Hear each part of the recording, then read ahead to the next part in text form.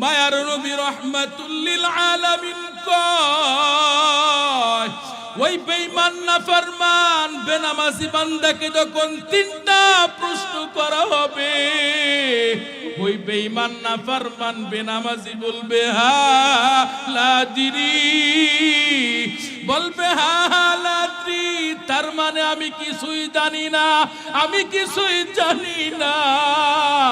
আল্লাহ ফেরেশতাদেরকে order করবে, ফেরেশতা নাফরমানকে দুনিয়ার জমিনে 40টা বছর হায়াত দিয়েছিলাম, 60টা বছর হায়াত দিয়েছিলাম, 80 বছর হায়াত দিয়েছিলাম, আমি আল্লাহকে একবার আল্লাহ বলে ডাকে নাই, আমি আল্লাহর বিধান 5 ওয়াক্ত নামাজ পড়ে নাই, ওই নাফরমানকে আর ছাড় দিলে হবে না। এরে নবীর উম্মতের দল, আজকে আমি আপনাদের সামনে বলতেছি, বলাও বড় সহজ, শোনাও বড় সহজ। আল্লাহ না করুক ওই 3টা প্রশ্নের জবাবে যদি আমি আপনি ফেসে যাই, ওই 3টা প্রশ্নের জবাব যদি দিতে না পারি রে মুমিন, আমি অনেক বড় আলেম হইলেও আমার কোনো দাম নাই।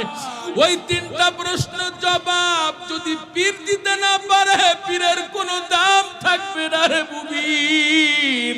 বড় হাজী সাহেব হইলেও হাজীর কোনো দাম থাকবে না রে বাবা।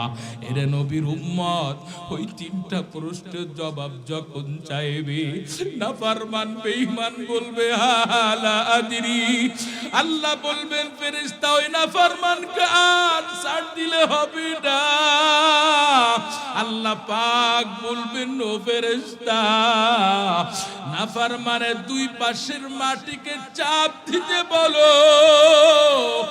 2 পাশের মাটি নাফরমানকে এত জোরে চাপ দিবে, এত জোরে চাপ দিবে রে যুবক, 1 পাজরে হাঁটতে অপর পাজরের মধ্যে ঢুকে যাবে, সহ্য করার ক্ষমতা কারো থাকবে না।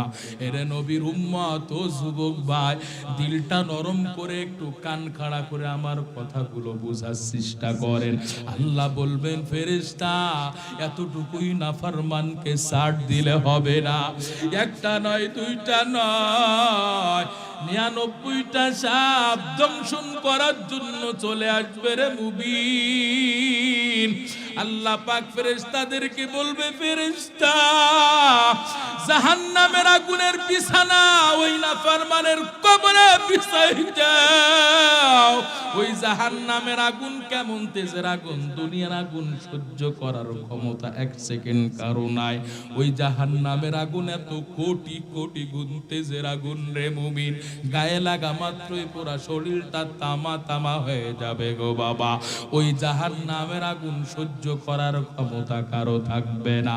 এরে নবীর উম্মত, নিজের জীবনটাকে যদি আপনি জান্নাতি বানাইতে চান, আল্লাহর ইবাদত করেন, আল্লাহর বন্দেগী করেন, নাফরমানি ছেড়ে যান, হায়াত থাকতে আল্লাহর দরবারে ফিরে আসেন, আল্লাহর কাছে তওবা করে ক্ষমা চান।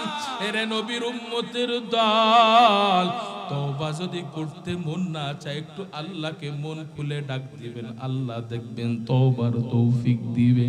এরে নবীর উম্মত, আমি আপনাদেরকে বলবো, যারা তওবা করে ভালো হয়েছে তাদের একটু সঙ্গী হয়ে যান, সুহবাত অর্জন করেন।